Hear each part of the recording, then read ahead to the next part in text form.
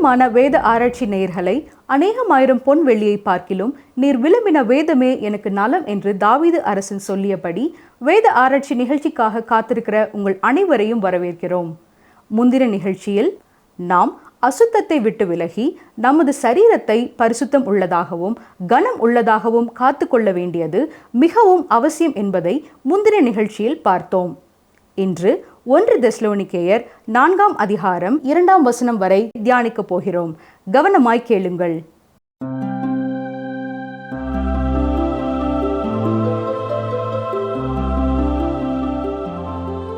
எங்களுக்கு மிகவும் பிரியமான வேதாராய்ச்சி நேயர்களே, தொடர்ச்சியாக இந்த நிகழ்ச்சிகளை பார்த்து எங்களோடு நீங்கள் தொடர்பு கொள்வதற்காக கர்த்தரை துதிக்கிறோம். உங்களுக்கும் நன்றி கூறுகிறோம். இன்று நாம் 1 தெசலோனிக்கேயர் 3ஆம் அதிகாரம் 9ஆம் வசனம் முதல் 4ஆம் அதிகாரம் 2ஆம் வசனம் வரை கற்றுக்கொள்ளப் போகிறோம். நீங்கள் வேத புத்தகம் வைத்திருப்பீர்கள் என்றால், நான் வசனங்களை வாசிக்கும் பொழுது நீங்கள் உங்கள் வேத புத்தகத்திலே வசனங்களை பார்ப்பது நல்லது. வாசிக்கிறேன். 1 தெசலோனிக்கேயர் 3ஆம் அதிகாரம் 9ஆம் வசனம். மேலும் நம்முடைய தேவனுக்கு முன்பாக நாங்கள் உங்களை குறித்து அடைந்திருக்கிற மிகுந்த சந்தோஷத்திற்காக நாங்கள் தேவனுக்கு எவ்விதமாய் ஸ்தோத்திரம் செலுத்துவோம். பொதுவாக மகிழ்ச்சி ஜீவனோடும் துக்கம் மரணத்தோடும் ஒப்பிடப்படுகிறது. என்றாலும் துயரம் ஒரு இருதயத்திலே அதிகமான மகிழ்ச்சியை அனுபவிக்கக்கூடிய ஒரு நிலையை அளிக்கிறது என்று சொல்லலாம். மகிழ்ச்சி உள்ளவர்களாக எப்படி இருக்க வேண்டும் என்று தெசலோனிக்கிய மக்கள் அறிந்து கொள்ள வேண்டும். இதைத்தான் பவுல் விரும்புகிறார். கிறிஸ்தவ விசுவாசிகளாக இருப்பது அருமையான ஒரு காரியம்தான். பாருங்கள், 1 தெசலோனிக்கேயர் 3:10.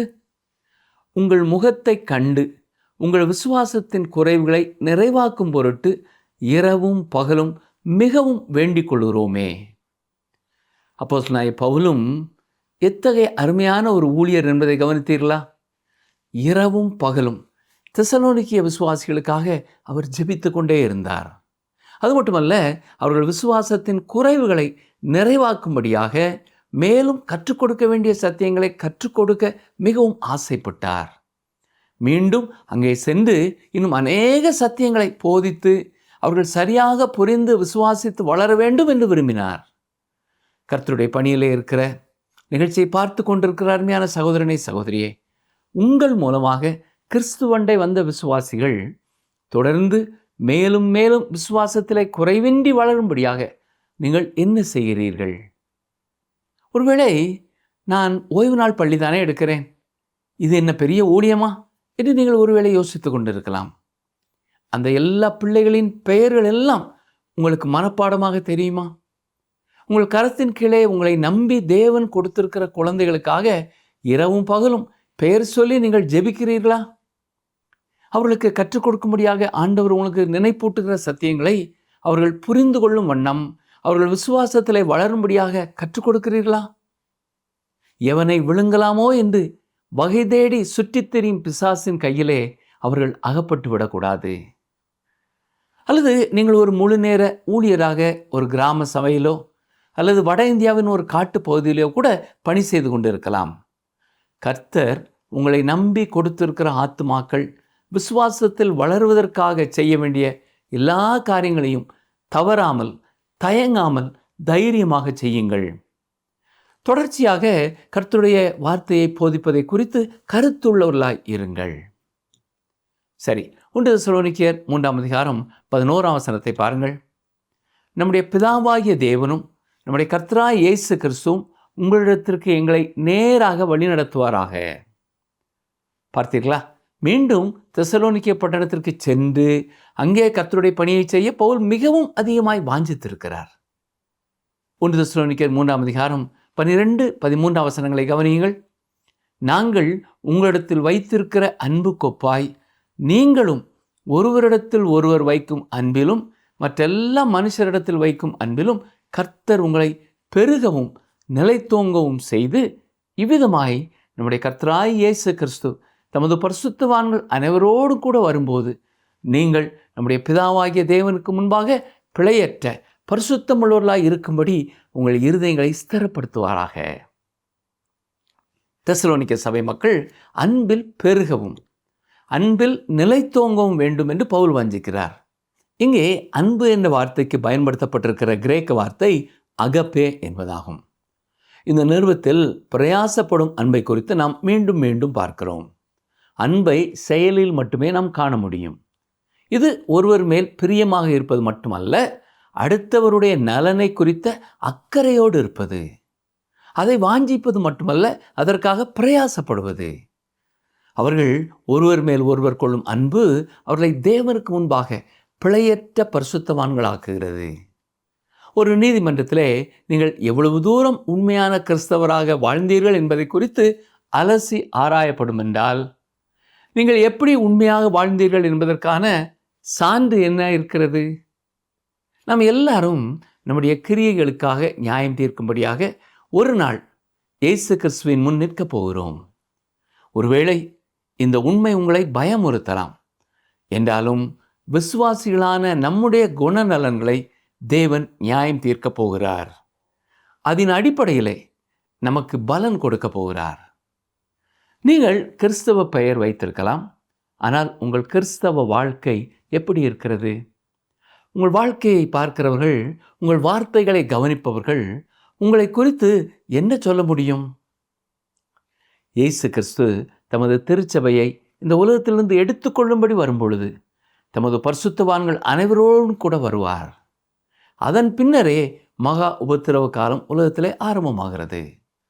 மகா உபத்திரவ காலத்தின் இறுதியில் இயேசு மீண்டும் தமது ராஜ்யத்தை இந்த பூமியிலே ஸ்தாபிக்கும்படியாய் வருவார்.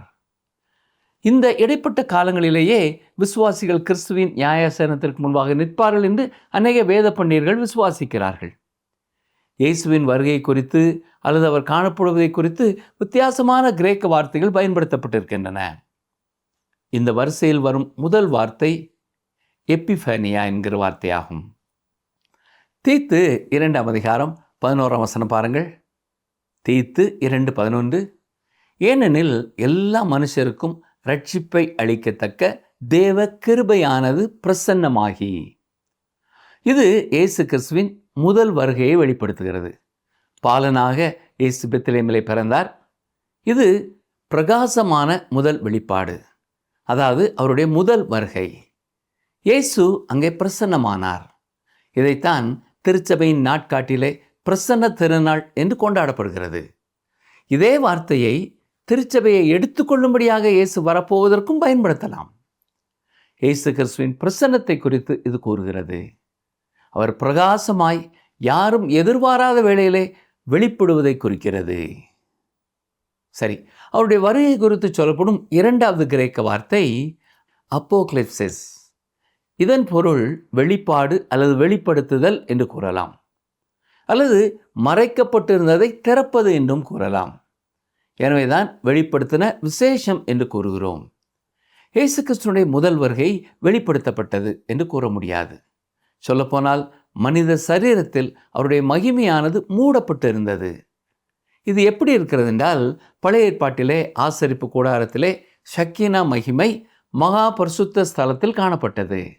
அங்கே பிரதான ஆசாரியன் மட்டுமே போக அனுமதி பெற்றிருந்தான். ஆசரிப்பு கூடாரத்தின் மற்ற பகுதிகளுக்கும் மகா பரிசுத்த ஸ்தலத்திற்கும் இடையில் ஒரு திரை இருந்தது.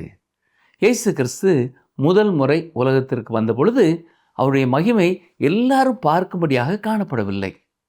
அது மனித சரீரத்தினால் மறைக்கப்பட்டிருந்தது. ஆனால் மீண்டும் அவர் வரும் பொழுது அவருடைய மகிமை பிரகாசமாக இருக்கும். எனவே இது அவருடைய இரண்டாவது வருகை குறித்து சொல்லப்படுவதற்காக பயன்படுத்தப்படும் வார்த்தை. சரி, மேலும் இயேசு கிறிஸ்துவின் வருகை குறித்து பயன்படுத்தப்பட்டிருக்கிற மூன்றாவது கிரேக்க வார்த்தை பரூசியா. இதன் வெளிப்படையான அர்த்தம் பிரசன்னம், அதாவது சமீபத்தில் இருப்பது. இந்த வார்த்தை தான் பிலிப்பியர் 2:12 பயன்படுத்தப்பட்டிருக்கிறது. கவனியங்கள், வாசிக்கிறேன். பிலிப்பியர் 2:12, ஆதலால் எனக்கு பிரியமானவர்களே, நீங்கள் எப்பொழுதும் கீழ்ப்படுகிறபடியே நான் உங்களுக்கு சமீபமாய் இருக்கும் பொழுது. பரூசியா என்கிற வார்த்தை தான் இந்த வசனத்தில் சமீபமாய் இருக்கும் பொழுது என்றும், 1 தெசலோனிக்கேயர் 3:13 இயேசு கிறிஸ்து தமது பரிசுத்தவான்கள் அனைவரோடும் கூட வரும்பொழுது என்றும் மொழிபெயர்க்கப்பட்டுள்ளது.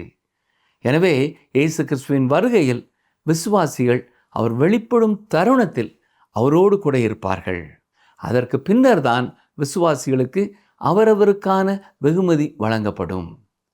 அவர் நம்மை மகிமையான இடத்திற்கு எடுத்துச் செல்வார். எனவே இது பூமியிலே தமது ராஜ்யத்தை ஸ்தாபிக்கும்படியாக இயேசு வரும்பொழுது நடைபெறும் காரியத்தை குறித்து சொல்லவில்லை. நாம் பிதாவின் பிரசன்னத்திற்குள்ளே செல்லும் வேளையை குறித்து சொல்லுகிறது. நாம் இயேசு கிறிஸ்துவின் பிரசன்னத்திற்குள்ளே வரும்பொழுது அவர் நம்மை தேவனுக்கு முன் பிழையற்ற பரிசுத்தம் உள்ளவராக நிறுத்தப் போகிறார். இது எத்தனை மகிமையான ஒரு காரியம் இல்லையா? தொடர்ந்து 4ஆம் அதிகாரத்தின் சில வசனங்களையும் பார்ப்போம். இயேசு கிறிஸ்துவின் வருகை குறித்த நம்பிக்கை முதலாவது நம்மை பரிசுத்தப்படுத்தும் நம்பிக்கை. இரண்டாவதாக கிறிஸ்துவின் வருகை குறித்த நம்பிக்கை நமக்கு ஆறுதல் தரும் நம்பிக்கை. இதுதான் இந்த அதிகாரத்தின் கருப்பொருள். கவனியங்கள், வாசிக்கிறேன். 1 தெசலோனிக்கேயர் 4ஆம் அதிகாரம் 1ஆம் வசனம். அன்றியும் சகோதரரே, நீங்கள் இன்னின்ன பிரகாரமாய் நடக்கவும் தேவனுக்கு பிரியமாய் இருக்கவும் வேண்டுமென்று நீங்கள் எங்களால் கேட்டு ஏற்றுக்கொண்டபடியே அதிகமாய் தேரும்படிக்கு கர்த்தராகிய இயேசுவுக்குள் உங்களை வேண்டிக் கொண்டு புத்தி சொல்கிறோம். கிறிஸ்துவின் வருகையை மனதில் கொண்டவர்களாக இந்த உலகத்திலே விசுவாசிகள் எப்படி நடந்து கொள்ள வேண்டும் என்பதை இந்த பகுதி கூறுகிறது. நடப்பது என்ற வார்த்தை இங்கே மீண்டும் மீண்டும் வருவதை நாம் பார்க்கலாம். கிறிஸ்துவின் வருகை குறித்த நம்பிக்கை நடைமுறை வாழ்க்கையிலே வெளிப்பட வேண்டும். நம்மை எடுத்துக்கொள்ளும்படி கிறிஸ்து நடுவானிலே வெளிப்படும் நாளை நாம் எதிர்பார்ப்பது மிகச் சிறந்ததுதான். ஆனால் அந்த எதிர்பார்ப்பின் மத்தியிலும் இந்த உலகத்திலே நம்முடைய அனுதின வாழ்க்கையும் நம்முடைய நடக்கையும் தேவனுக்கு பிரியமானதாக இருக்க வேண்டும். தேவனுக்கு பிரியமாக நடக்கும் நம்முடைய வாழ்க்கையிலே தொடர்ந்து வளர்ச்சி இருக்க வேண்டும். தேவனை குறித்த அறிவிலும் கிருபையிலும் தொடர்ந்து வளர வேண்டும்.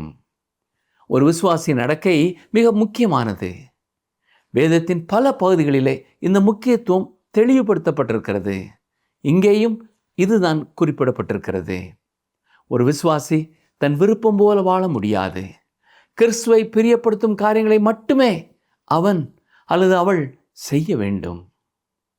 பாருங்கள், 1 தெசலோனிக்கேயர் 4ஆம் அதிகாரம் 2ஆம் வசனம். கர்த்தராகிய இயேசுவினாலே நாங்கள் உங்களுக்கு கொடுத்த கட்டளைகளை அறிந்திருக்கிறீர்களே. இது அவர்கள் வாழ்க்கை தொடர்பான அல்லது கிறிஸ்தவ நடக்கை தொடர்பான கட்டளைகளை குறிப்பிடுகிறது. பவுல் அப்போஸ்தலன் தெசலோனிக்கேயருக்கு சில கட்டளைகளை கொடுக்கிறார். ஆண்டவராய் இயேசு கிறிஸ்துவும் சில கட்டளைகளை கொடுத்தார். இவைகளிலே சில புதிய கட்டளைகள். இப்பொழுது ஏற்கனவே முன்பு கூறிய ஒரு சத்தியத்தை சற்று தெளிவாக கூற விரும்புகிறேன். பாவியான மனிதனின் ரட்சிப்பிற்கு 10 கற்பனைகள் எந்த பங்கையும் வகிக்கவில்லை.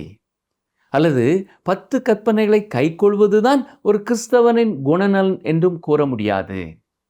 10 கற்பனைகள் சிறு பிள்ளைகளை கரம் பிடித்து வழிநடத்துவதைப் போல நம்மை சிலுவை அண்டை கொண்டு வருகிறது.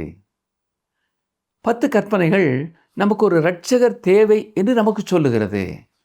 10 கற்பனைகள் ஒரு கண்ணாடியைப் போல நாம் பாவிகள் என்பதை காண நமக்கு உதவி செய்கிறது. நமக்கு ஒரு இரட்சகர் தேவை என்பதை நமக்கு உணரச் செய்கிறது. இதுதான் 10 கற்பனைகளின் நோக்கம், பிரியமானவர்களே. என்றாலும் விசுவாசிகள் கீழ்ப்படிய வேண்டிய கற்பனைகள் உண்டு. அதுதான் கிறிஸ்தவ நடக்கை. சிறந்த கிறிஸ்தவ நடக்கைக்காக கொடுக்கப்பட்டுள்ள கட்டளைகள் 10 கட்டளைகளை விட மிக உயர்ந்த நிலையில் இருக்கிறது. விசுவாசிகள் கைக்கொள்ள வேண்டிய 22 கட்டளைகளை 1 தெசலோனிக்கேயர் 5ஆம் அதிகாரத்திலே நாம் பார்க்க போகிறோம். இப்பொழுது நமக்குள் ஒரு கேள்வி எழும்பலாம். 10 கற்பனைகளையே மனிதன் கைக்கொள்ள முடியவில்லை என்றால் அதைவிட உயர்வான கற்பனைகளை அவன் எப்படி கைக்கொள்ள முடியும்? ஆம், மனிதனால் 10 கற்பனைகளை கைக்கொள்ள முடியவில்லை. இதை வேதம் மிக தெளிவாக நமக்கு சொல்லுகிறது. இஸ்ரவேல் ஜனங்கள் எப்படி 10 கற்பனைகளை மீறினார்கள் என்பதை குறித்து பேதுரு கூறியிருக்கிறார். வாசிக்கிறேன், கவனியுங்கள். அப்போஸ்தலனுடைய நடபடிகளின் புத்தகம் 15ஆம் அதிகாரம் 7ஆம் வசனம் மற்றும் 10ஆம் 11ஆம் வசனங்கள். மிகுந்த தர்க்கம் உண்டான போது பேதுரு எழுந்து அவர்களை நோக்கி, சகோதரரே, நீங்கள் அறிந்திருக்கிறபடி புறஜாதியார் என்னுடைய வாயினாலே சுவிசேஷ வசனத்தை கேட்டு விசுவாசிக்கும்படி தேவன் அநேக நாட்களுக்கு முன்னே உங்களில் ஒருவனாகிய என்னை தெரிந்து கொண்டார். இப்படி இருக்க நம்முடைய பிதாக்களாலும் நம்மாலும் சுமக்கக்கூடாது இருந்த நுகத்தடியை சீஷர் கழுத்தின் மேல் சுமத்துவதினால் நீங்கள் தேவனை சோதிப்பானேன்? கர்த்தராகிய இயேசு கிறிஸ்துவின் கிருபையினாலே அவர்கள் ரட்சிக்கப்படுகிறது எப்படியோ அப்படியே நாமும் ரட்சிக்கப்படுவோம் என்று நம்பியிருக்கிறோமே என்றான். அப்படி என்றால் 10 கற்பனைகளையே நம்மால் கைக்கொள்ள முடியாமல் இருக்கும் பொழுது அதைவிட உயர்வான கிறிஸ்தவ நடக்கைக்குரிய கற்பனைகளை நாம் எப்படி கைக்கொள்ள முடியும்? பிரியமானவர்களே, இது மனித சுய முயற்சியினாலே முடியாது. ஒவ்வொரு விசுவாசிகளுக்குள்ளும் தங்கி இருக்கும் பரிசுத்தாவின் வல்லமையினாலே மட்டுமே இது கூடும். எனவேதான் 1 தெசலோனிக்கேயர் 4ஆம் அதிகாரம் 8ஆம் வசனத்தில் பவுல் சொல்லும் பொழுது, ஆகையால் அசட்டை பண்ணுகிறவன் மனுஷரை அல்ல, தமது பரிசுத்த ஆவியை நமக்கு தந்தருளின தேவனையே அசட்டை பண்ணுகிறான் என்கிறார். விசுவாசிகளுக்கு எந்த சட்டங்களும் இல்லை என்று எண்ணிவிடக்கூடாது. நாம் சட்டங்களுக்கு கீழ்ப்படிந்து ஒழுக்கமுள்ளவர்களாக நடக்க எதிர்பார்க்கப்படுகிறோம். கிறிஸ்துவுக்கு கீழ்ப்படிந்து நாம் நடக்க வேண்டும். தேவன் மேல் நாம் கொண்டுள்ள அன்பின் அடிப்படையில் நாம் செயல்பட வேண்டிய காரியத்தை இயேசு யோவான் 16ஆம் அதிகாரத்திலே தெளிவாய் கூறியிருக்கிறார். பாருங்கள், யோவான் 14ஆம் அதிகாரம் 15ஆம் வசனம், நீங்கள் என்னிடத்தில் அன்பாய் இருந்தால் என் கற்பனைகளை கைக்கொள்ளுங்கள். இன்று நாம் சிந்தித்த சத்தியங்களை சற்றே மனதிலே கொண்டு வருவோமா? சபை மேல் பவுலுக்கு இருந்த பாரத்தை போல் நாம் செய்யும் ஊழியம் எதுவாயிருந்தாலும் நாம் சந்திக்கும் ஆத்துமாக்கள் பேரிலே கரிசனை உள்ளவர்களாக, அக்கறை உள்ளவர்களாக, பாரம் உள்ளவர்களாக அவர்களுக்கு கற்றுக் கொடுக்க வேண்டிய எல்லா சத்தியங்களையும் சரியாக கற்றுக் கொடுப்போம். அவர்கள் மேல் நாம் வைத்திருக்கிற அன்பை செயலிலே காட்டுவோம். இயேசுவின் வருகையை எதிர்பார்த்து காத்திருக்கிற நாம் வாழ்வின் எல்லா பகுதிகளிலும் கர்த்தருக்கு சாட்சியாக இருப்போம். இன்னும் அதிகம் கர்த்தருக்கு பிரியமாய் வாழ இன்னும் எந்தெந்த காரியங்களிலே நாம் அவருக்கு கீழ்ப்படிய வேண்டுமோ அதை புரிந்து கீழ்ப்படிய தீர்மானம் செய்வோமா? ஜெபம் செய்வோம். எங்களை மிகவும் அதிகமாய் நேசிக்கிற எங்கள் அன்பின் ஆண்டவரே, இன்றும் நாங்கள் கற்றுக்கொண்ட உம்முடைய வார்த்தைகளுக்காக உமக்கு நன்றி செலுத்துகிறோம். இந்த வேத பகுதியின் மூலமாக நீர் எங்களுக்கு தெளிவுபடுத்திய சத்தியங்களுக்காக உமக்கு ஸ்தோத்திரம் ஐயா. இதை நாங்கள் புரிந்து கொண்டவர்களாக, விசுவாசிப்பவர்களாக, கீழ்ப்படுகிறவர்களாக, இதற்கு ஏற்றபடி எங்களுடைய வாழ்க்கையை நாங்கள் மாற்றி அமைத்து கொள்ள உமது வருகைக்கு எப்பொழுதும் காத்திருக்கிறவர்களாக, ஆயத்தமுள்ளவர்களாக இருக்க நீரே எங்களுக்கு உதவி செய்யும். உம்முடைய தூய ஆவியானவர் தொடர்ந்து எங்களை செம்மையான வழியிலே நடத்துவாராக. இயேசு கிறிஸ்துவின் நாமத்தினாலே தாழ்மையோடு ஜெபிக்கிறோம் பிதாவே, ஆமென். பிரியமானவர்களே, இன்று நீங்கள் கற்றுக்கொண்ட சத்தியங்களை உங்களுக்கு அறிமுகமான யாராவது ஒருவரோடு பகிர்ந்து கொள்ளுங்கள். அப்பொழுது இந்த செய்தி உங்கள் உள்ளத்திலும் நிலைத்திருக்கும். மீண்டும் மற்றும் ஒரு செய்தியோடு உங்களை சந்திக்கிறேன். கர்த்தருடைய ஆசீர்வாதம் என்றும் என்றும் உங்களோடு தங்கியிருக்கட்டும்.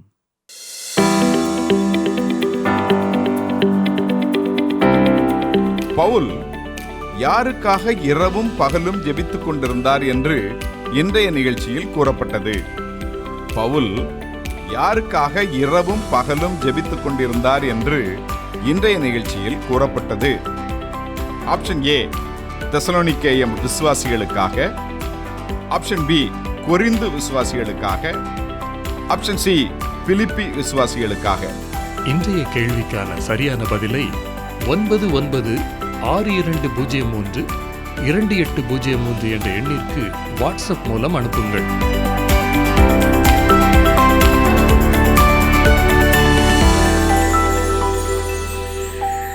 பிரியமான நேயர்களே, இப்பொழுது நீங்கள் கற்றுக்கொண்ட வேத பகுதி உங்களுக்கு மிகவும் பயனுள்ளதாக இருந்திருக்கும் என நம்புகிறோம். தேவனை அறியாத அஞ்ஞானிகள் போல மோக இச்சைக்கு உட்படாமல் அவனவன் தன் சரீரத்தை பரிசுத்தமாகவும் கனமாகவும் வைத்திருக்க அறிந்திருக்க வேண்டும். மேலும் பரிசுத்த ஆவியானவரின் துணையோடு மட்டும்தான் கர்த்தருடைய பிள்ளைகளாக வாழ முடியும். ஒவ்வொரு விசுவாசியும் ரட்சிக்கப்பட்ட அந்த நொடியிலேயே பரிசுத்த ஆவியானவர் அவன் உள்ளத்தில் தங்குகிறார் என்பதை குறித்தும் பார்த்தோம். தேவ ஆவியானவரின் சத்தம் கேட்டு சித்தம் செய்ய உங்களை அர்ப்பணியுங்கள். நீங்கள் தொடர்ந்து எங்களுடன் தொடர்புள்ளவர்களாக இருங்கள். கர்த்தர் உங்களை ஆசிர்வதிப்பாராக. இந்த நிகழ்ச்சி உங்களுக்கு பிடிச்சிருக்கா? அப்ப இப்பவே மிஸ்டர் கால் கொடுங்க. பரிசு வெல்றது நீங்களாவும் இருக்கலாம்.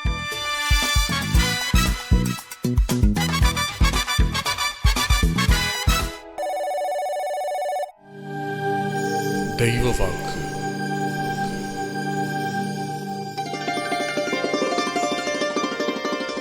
சிங்கக்குட்டிகள் தாழ்ச்சியடைந்து பட்டினியாயிருக்கும், கர்த்தரை தேடுகிறவர்களுக்கோ ஒரு நன்மையும் குறைவுபடாது. சங்கீதம் 34:10.